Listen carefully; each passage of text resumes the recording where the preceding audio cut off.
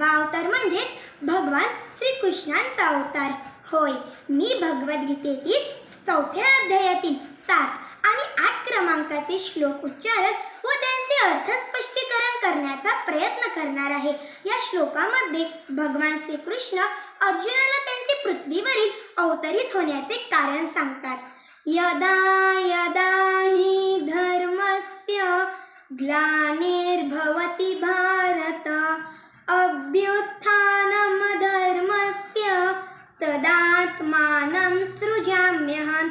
याचा अर्थ असा की श्रीकृष्ण सांगतात जेव्हा जेव्हा आणि जेथे जेथे धर्माचा ऱ्हास होतो व अधर्माचे वर्चस्व होते तेव्हा तेव्हा हे भारता मी स्वतः या जगात या पृथ्वीवर अवतरित होऊन अधर्माचा विनाश करून धर्माचा विजय करतो.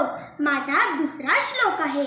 परित्राणाय साधूना विनाशाय च दुष्कृतां धर्म संस्थापनार्थाय संभवामि युगे युगे.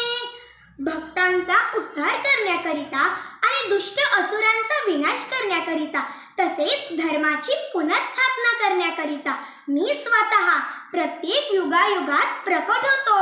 उदाहरणतः रावण आणि कंस या असुरांचा विनाश करण्यासाठी स्वतः भगवंतांना अवतरित व्हावे लागले, कारण हे असुरी लोक भक्तांचा नेहमी छळ करीत असतात. एखादा भक्त जरी असुरांचा नातलग असला तरी त्या असुरांकडून त्या भक्तांचा छळ होतोच. भक्त प्रल्हाद जरी हिरण्यकशिपूचे पुत्र असले तरीही त्यांच्या पित्याकडून त्यांचा छळ झालाच. श्रीकृष्णांची माता देवकी जरी कंसाची बहीण असली तरीही तिचा आणि तिचे पती वसुदेव यांचा छळ कंसाने केलाच. यास्तव या ठिकाणी सांगण्यात आले आहे की भक्तांचा उद्धार आणि दुष्ट असुरांचा संहार करण्याकरिता भगवंतांना नेहमी विविध अवतार धारण करावे लागतात. धन्यवाद.